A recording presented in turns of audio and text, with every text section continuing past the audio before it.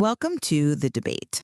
Today, we're diving into a topic that, well, it really feels like it's shaping the very fabric of our century. This profound, often quite visceral tension between globalization and nationalism. hmm It's definitely not just a political talking point anymore, is it? It's a deeply felt conflict playing out in our economies, our cultures, even our very sense of who we are. So we want to try and peel back the layers today, move beyond the simple slogans, and really get into the economic, cultural, and ideological battlegrounds. Yeah, understand what's actually at stake. Exactly. So for our discussion, let's sort of provisionally define globalization as, the increasing flow of goods, money, people, culture, all crossing national borders more easily, largely thanks to modern transport and communication.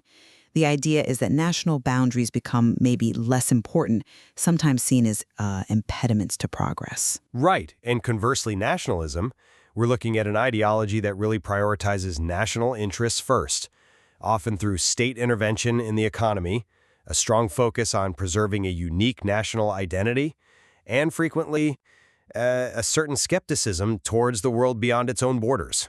Good way to put it. And look, we both recognize these terms are fluid, right? They get used as rhetorical devices. They aren't rigid boxes. But just for clarity today, I'll be arguing more from the perspective of the benefits of an interconnected world, international cooperation. And I'll be championing the importance of national sovereignty, and crucially, the preservation of distinct national identities. Okay, so my perspective, it's really rooted in the belief that this interconnected world offers, well, unparalleled opportunities for human advancement.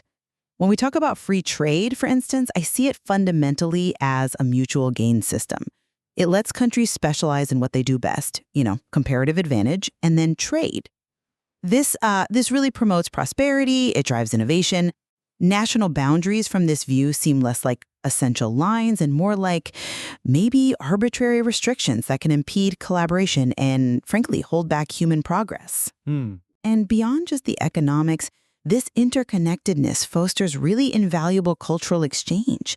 It leads to mixed practices, shared understanding, things that can help address global inequalities. It's really about improving lives through shared solutions, through international interdependence. It's founded on a kind of universalist philosophy, this belief in a shared human condition, universal rights. Ultimately, I see technological advancement and economic interdependence as the key drivers here, pushing us towards cooperation on transnational challenges. Sovereignty, in this view, it's not absolute. It's a limited, adaptable authority in our increasingly interwoven world. Okay, I come at it from a different angle. One that puts the nation-state front and center. While the idea of international trade sounds appealing, I'd contend it often plays out much more like a zero-sum game, especially when it clearly prioritizes global markets over, say, domestic well-being. So my focus shifts more towards self-sufficiency, towards strengthening our own domestic industries. And this aligns directly with what I see as a critical need, conserving national identity. It also means maintaining a, let's say, healthy skepticism towards global instability, which often comes with that interconnectedness. For me, it's about passionately championing our unique cultures, our national identities. I actively push back against this notion of a bland, homogenized global culture. Instead, I want to celebrate the distinctness, the autonomy of individual nations, a more particularist view, if you like. I prioritize national sovereignty, border control. I express a healthy wariness of any perceived move towards some kind of global superstate. The underlying goal is still improving lives, absolutely, but not through these diffuse, distant global solutions. It's through self-determination, local resilience, and building robust community strength right here. Okay, let's dive into that economic battleground then, starting with the case for free trade. I genuinely believe it's a mutual gain system. It fosters prosperity through, as I said, comparative advantage, leads to increased productivity, and ultimately higher living standards globally. And the empirical evidence here is, it's pretty compelling. Free trade clearly increases access to higher quality, lower-priced goods for consumers. I mean, just think about it. Cheaper imports from countries like China and Mexico, They've definitely helped ease inflationary pressures in the United States, giving American consumers more purchasing power. And something often overlooked is that almost half of U.S. imports aren't even finished consumer goods. They're inputs for U.S.-based producers, right? So that lowers their cost and helps spur growth domestically. This isn't just theory. World Bank data reveals something crucial. Since 1990, global trade has increased incomes by 24% worldwide. And perhaps more importantly, it's lifted over 1 billion people out of poverty. 1 billion. When barriers fall, economic integration fundamentally alters the human condition, often for the better. I'm sorry, but I just don't buy that the globalist model universally creates prosperity like that. While you cite these sort of aggregate gains, in practice, for many people, for many communities, it often feels much more like a zero-sum game. It leads to devastating job outsourcing, particularly in manufacturing. The U.S., for example, we've lost 5 million manufacturing jobs since 2000. That severely impacts communities that once thrived on those industries. Right. Those losses are real, but the cause is complex. And what's more, the benefits aren't equitably distributed, are they? A 1999 UN report illustrated this starkly. The per capita income difference between the richest and poorest countries, it grew from 30 times in 1960 to 70 times by the turn of the millennium. And strikingly, over 80% of global capital flows are concentrated among just the US, Western Europe, and East Asia. What this really exposes, this widening gap, is that while the global pie might be growing, the slices are becoming profoundly unequal. It's not just about job losses. It's about an economic architecture that seems to inherently concentrate wealth, leaving many, many people behind. Brexit, I think, was a clear signal. A nation deciding to prioritize domestic control over deeper global integration, driven by these deep-seated anxieties about jobs, about identity, that many felt were simply being ignored. I see your point about Brexit reflecting those economic anxieties. It certainly tapped into a desire for more national control, no doubt. However, I'd argue that the historical evidence, particularly something like the Smoot-Hawley Tariff Act of 1930, it shows that isolating oneself from global trade, well, it rarely delivers the promised economic benefits. In fact, it often makes the very problems it seeks to solve even worse.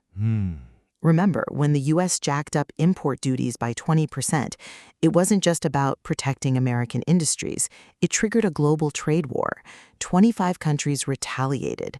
International trade plummeted by 66% between 1929 and 1934. It's widely blamed for worsening the Great Depression. Is that really an effective way to protect national interest? I think it provides a powerful argument against that zero-sum view. It shows how protectionism can lead to these self-defeating outcomes for everyone involved. Okay, well, historical examples like Smoot-Hawley are valuable, and that's a strong point. We also have to consider the complexities of modern free trade agreements themselves.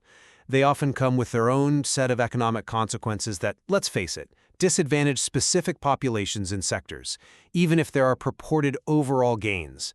Focusing just on overall GDP can really obscure significant internal disparities. Smoot-Hawley is a stark warning, yes, but modern trade pacts have their downsides too. Oh, absolutely. The complexities are undeniable. And even with agreements like NAFTA, the outcomes were nuanced.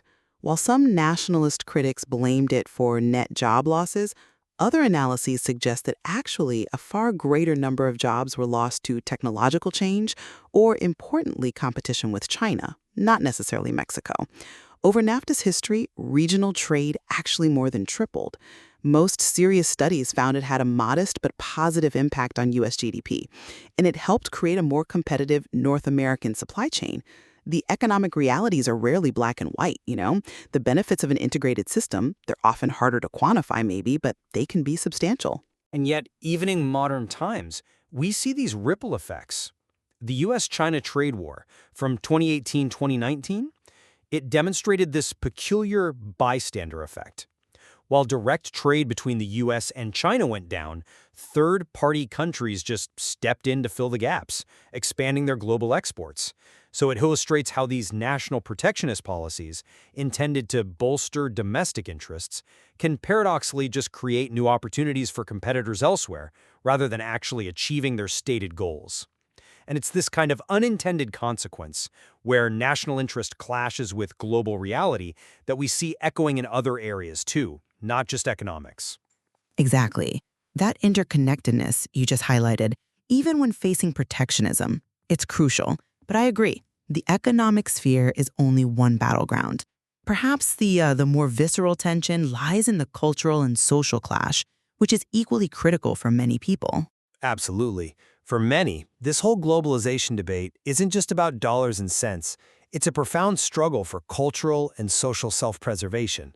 Globalization, with its emphasis on the free flow of people, ideas, culture, it's widely perceived by many as a kind of cultural invasion that threatens national identity and traditions. This phenomenon, sometimes called Americanism, right? It's seen as this secularizing force, introducing Western values, technology, disrupting traditional norms, and leading towards, well, homogenization, a kind of flattening of unique cultures. We've heard concerns, for example, from Arab intellectuals about Western media potentially brainwashing young Muslims, stripping them of their cultural heritage. And this concern is often rooted in a deep belief, sometimes religious, that, mankind was purposefully divided into different nations. This also brings us right to the core principle of national sovereignty, which many feel is fundamentally at risk. The right of a state to determine who can enter and stay on its territory, that's a cornerstone of international law. When international agreements or institutions are perceived to limit this right, it's seen as a direct assault on the nation's self-determination. The concerns over immigration, the perceived loss of control, these were huge factors in the Brexit vote, you remember. Many felt this need to reclaim Great Britain for Britons, manage their own borders. I understand that fear, the fear of a cultural invasion, and the genuine desire to protect national identity, of course. However, I'd argue that the idea of a single, homogenized global culture taking over, it's largely a misconception. Instead of creating sameness everywhere, the exchanges facilitated by globalization actually seem to encourage the rise of mixed cultural practices. Think about how global cuisines blend, or how music genres evolve and cross-pollinate across borders. This interdependence, this cross-border interaction, it expands cultural exchange, it can strengthen diplomacy, and often, I think, contributes to a more peaceful world overall. It's indeed a valid and important concept, but it's not a fixed quantity that must be completely sacrificed for international cooperation. In today's interconnected world, sovereignty in any workable sense is already kind of limited, right? It's the authority a nation has over its own territory and nationals while recognizing a similar right in every other nation.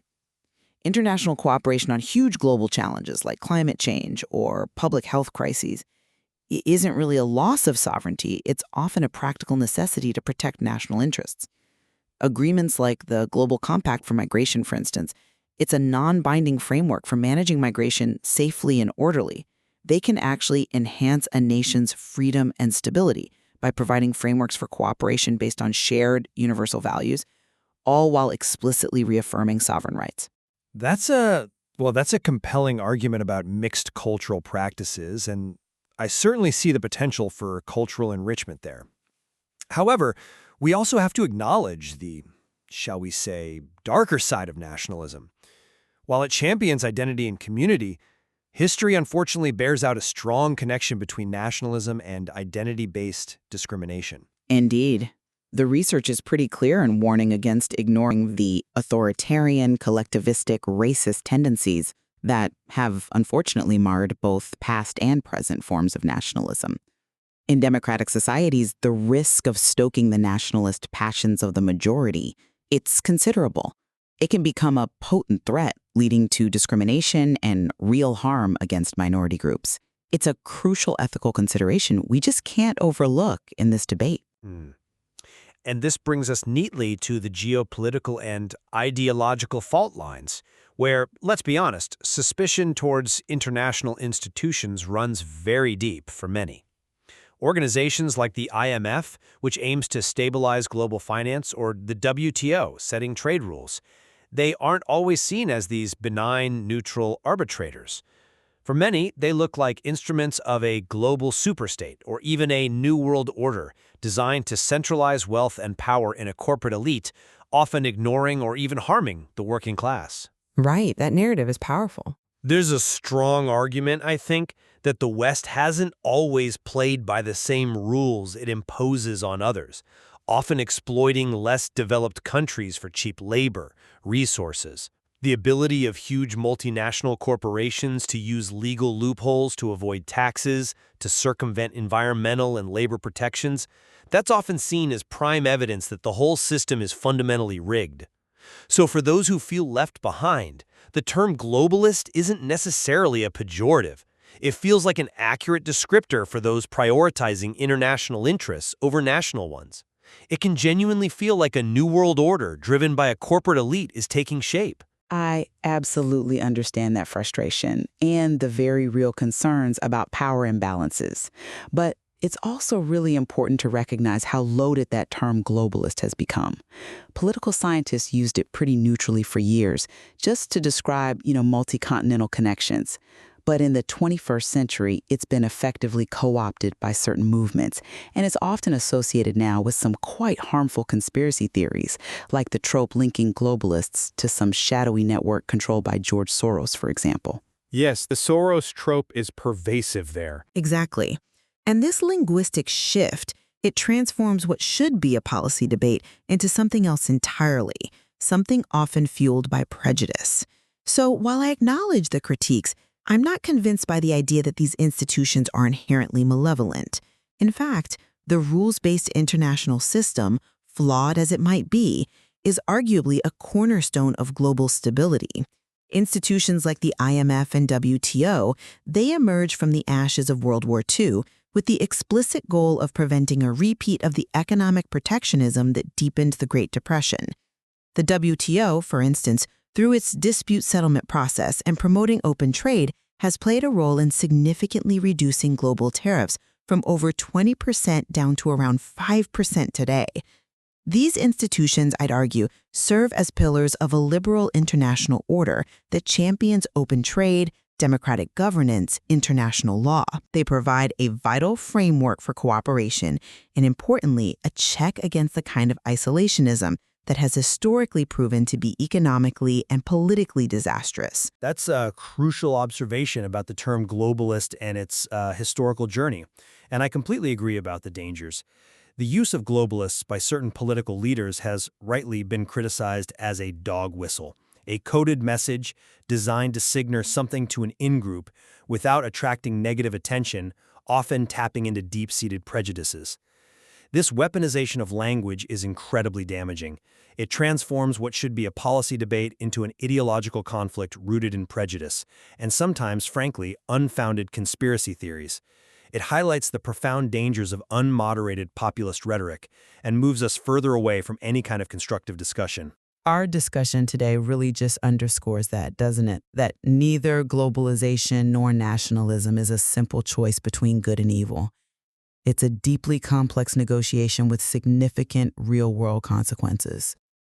I, for my part, continue to see the undeniable benefits of global cooperation and interconnectedness, from economic prosperity and innovation to cultural enrichment and finding shared solutions for global challenges. But at the same time, I absolutely acknowledge the legitimate anxieties that fuel nationalist sentiment, particularly around job security, concentrated wealth, and cultural identity. Those are real concerns. And I would re-emphasize the valid needs for national security, cultural preservation, and focusing on domestic well-being, things that nationalism at its core seeks to protect and prioritize. At the same time, I can certainly concede that complete isolationism in the 21st century, it presents its own serious dangers and is likely an unviable path, given how interconnected our world truly is now. The Smoot-Hawley example you raised earlier serves as a pretty clear historical warning against any kind of total retreat. Ultimately, the future, it seems, won't be defined by the total victory of one ideology over the other. It looks more like a perpetual negotiation, a constant search for a nuanced middle ground. We have to learn from past unintended consequences and critically reject this weaponization of language that turns legitimate policy debates into these divisive, harmful ideological conflicts. Indeed. Reflecting on these multiple perspectives is, I think, crucial. It really shows us just how dynamic and often paradoxical the relationship between globalization and nationalism actually is. We hope this discussion has perhaps illuminated some of those complexities for you, our listeners, leaving you to form your own conclusions on this ongoing, contested reality.